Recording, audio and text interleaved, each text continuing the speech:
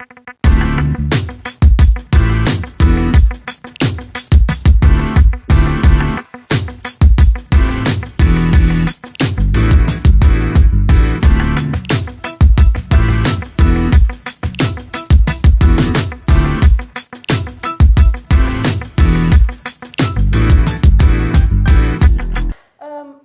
so this expression on my face is fear. If you don't know, because I am sitting in the middle of two very highly opinionated people, and I'm scared to ask him the question I need to ask him, but I'm going to ask them all the same.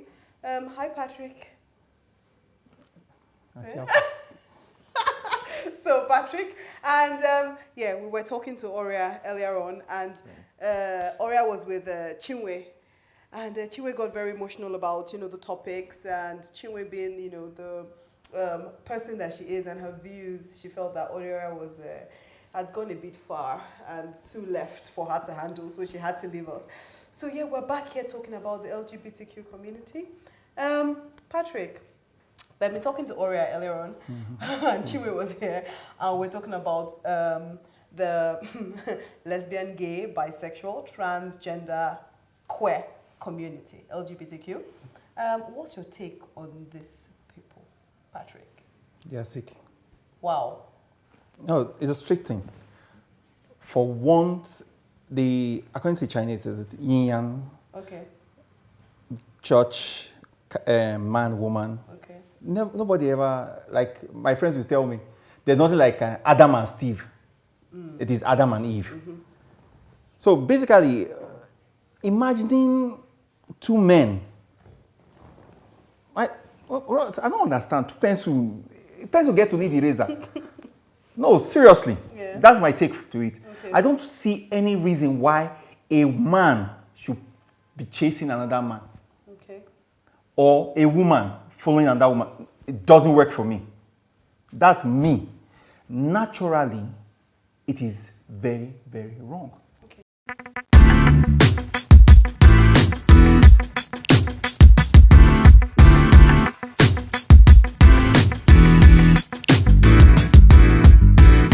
Yeah, so these people are human beings, basically. Are you sure? Well, Oria. Now, it's a simple thing. Your personal feelings should not dictate how other people live their lives. Now, it's really simple. If you're talking about pedophiles, grown men chasing after little boys and little girls, absolutely. Burn them at the stake if you like.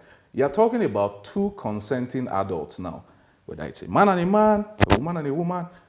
That it makes you uncomfortable is you. That's how you feel. You're entitled to feel that way. You're entitled to say, no, this thing, I don't like it. But your discomfort shouldn't dictate how somebody else lives. Let me put it this way. Okay. If you like pounded yam, but somebody else hates pounded yam, should he be able to tell you can't eat pounded yam? But if you go into that food aspect, every person has their taste. Exactly. Yes.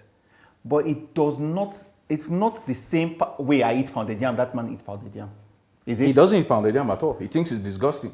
He doesn't understand how somebody would take yam that God made like this and pound it. God made it like that. No, God that's his feeling. God don't catch you. No, that's his feeling. God made yam wait like now. this. You don't Why would you take it and pound it? You don't they go too far. We'll come back. Reverse more. You say God make him. I didn't say God made it. I said the man says God made yam like this. The man say but you said it.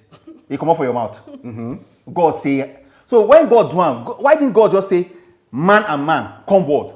Why did he destroy what's that country's name again? What's that? Sodom and Sodom and Gomorrah. Gomorrah. Oh, so you know it. Of course I know it. God catch you. They put yourself more into this thing because basically you know everything about it is wrong. How? For crying out loud. Let me There's put it this nothing way. like Oga, if you are a Yoruba man, back in the days before the white men showed up, you believe that in the beginning the world was covered in water and somebody descended from the sky with a calabash of sand and a cockerel. And he poured the sand on top of the water, he placed the cockerel on top of the sand, cockerel scattered the sand, dry land appeared. Right?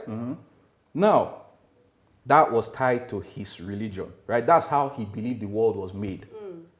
You are saying God made Adam and Eve. That's the world according to your religion.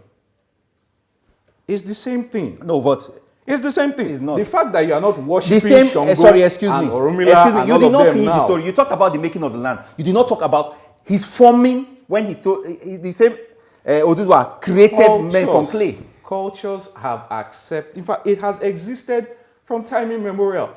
Men live with men, or women live with women. In fact, in Native Americans, they had people they called two souls. That's a man who feels like he's a woman, or a woman who feels like she's a man. Those things, these things have always been with us. You know, people always say, even in the animal kingdom, it's male and female. So that's they are gay lions. I'm sorry, that's going into what now, the transgender. So you're telling me now, for those, that's what they believe. Did you say, where did you say that was from? Where? I'm saying even in Native American Native culture, American culture, it has existed. You said. Now, in terms of transgenders now, what I would say about that is, once upon a time, if a man said he felt like he was a woman, they would tell him he has a psychological disorder and send him to a doctor for counseling, evaluation, right? Yes. Then we got to the point where we could have gender reassignment surgery. So a man who feels like he's a woman gets a medical procedure and he can live his life as a woman.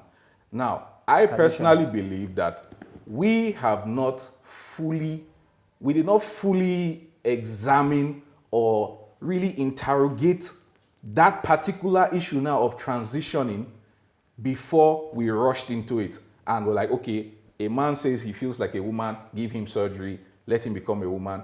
Then you then have issues like people who went through puberty as men competing in women's sports because they've transitioned. Now they are women. They've had gender reassignment surgery. Okay. So now the issue there is women, natural-born women in those fields, feel like these guys they are being cheated. End of discussion.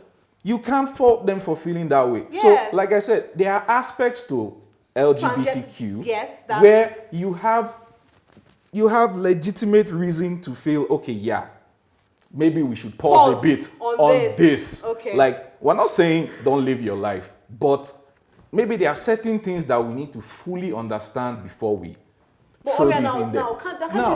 A grown man and a grown man who say they love each other and they want to live like that, that is nobody's business. You can't come and tell me your religion forbids it because, well, basically, your religion was created by other men. Their biology, first things first, already speaks everything. I'm just asking. Now, you tell me. No, hold on. Oria, 1 minute. I know you want to shoot, but 1 minute, yeah?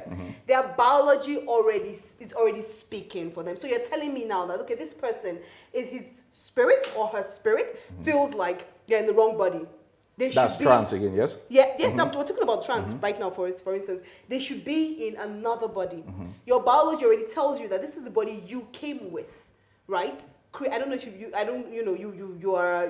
your opinion on religion and the way the world was created is, let's negate that. Let's remove that from this equation for a minute. Yeah, that's the body you were created. Or you were born in. You were born in or created in, basically. Born. You were born, you were created. Or what is the difference?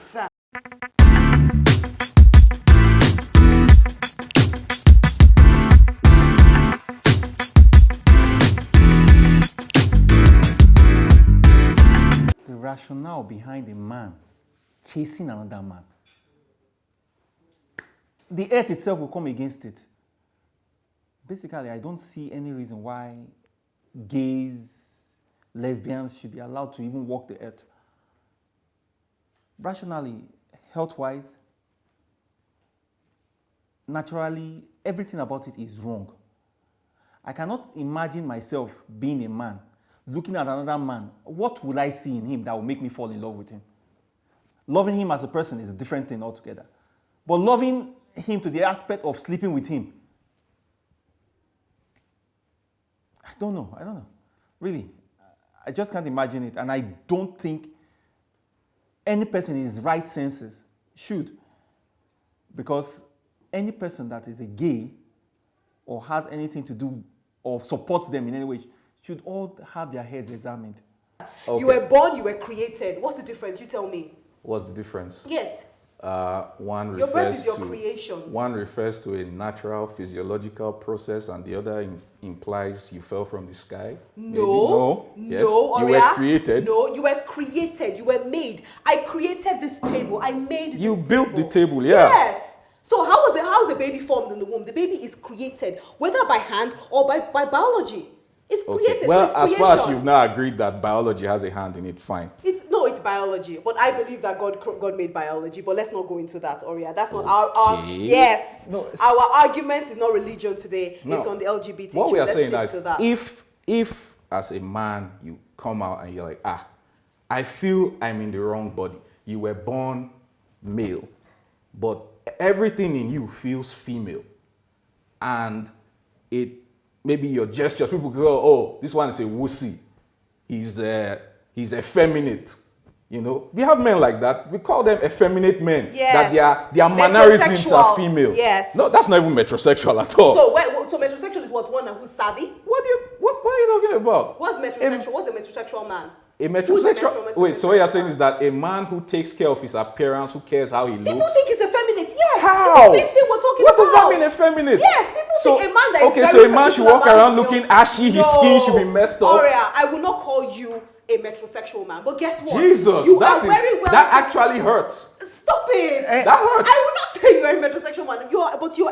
You're taken care of. You're clean. But you know what I mean when I talk about them metrosexual men. No, I do not. Yeah, that's what I'm trying to explain. Are you trying to The say ones that are metrosexual is code for gay? No, I'm Would not you say saying that. now? Effeminate is not code for now hold gay. on. I would proudly describe TJ, for example, as a metrosexual man. That's a man who takes care of his grooming. He always looks good. He looks on point. Are you going to tell me there's something wrong with TJ? Absolutely not. Good. I just said no. So what's wrong with being a metrosexual man? Being in the sense. What is wrong with going out? There is nothing. What is wrong? I never What's said wrong with there was wanting to anything go out wrong. looking good? I never said Looking you're well put together. misconstruing my point. I never said there was anything wrong. I just No, said you just went. You said effeminate Hold and on. I said metrosexual. No, that's not the same thing at all. I'm telling you that they are borderline. A on metro, the same- no. A they are on the metrosexual, same no. A platform. metrosexual man is a very masculine man. No. How? Yes. No. Yes. No, I beg A to man differ. who takes care of his appearance. A man who is very meticulous about his every look, Every look. everything, his nails, his polish, the way he looks, the way he puts his colors together. Are you telling me now is a that grooming? metrosexual Are you telling me now person. that personal grooming and personal hygiene is a It can- female can issue? be- yes, It's can be feminine seen only. in this world, Okay, can be so, seen as effeminate. All right, Yes. can you find me some mud to rub on my face? Let me roll in the sand a bit. All right, you're Since enjoying a this. man You're should enjoying not going- care about you're his enjoying appearance. this. You're taking What you're my saying now is point. that a man should not care about his appearance because I doing haven't so said that. is feminine. I'm having a blast, honestly. I enjoy talking to Oria. Like, his mind is just a world of information, all sorts. Guys, of course, metrosexual men are not effeminate. I know that. But Oria was wiping the floor with us. Myself and Patrick were just sitting down and watching while he was cleaning the floor with us with his arguments. Of course, I had to counter him in some way. It was a stupid argument, but, I couldn't just let him walk away like that. Honestly, but it was fantastic. I'm sure you got a lot from that. It was awesome.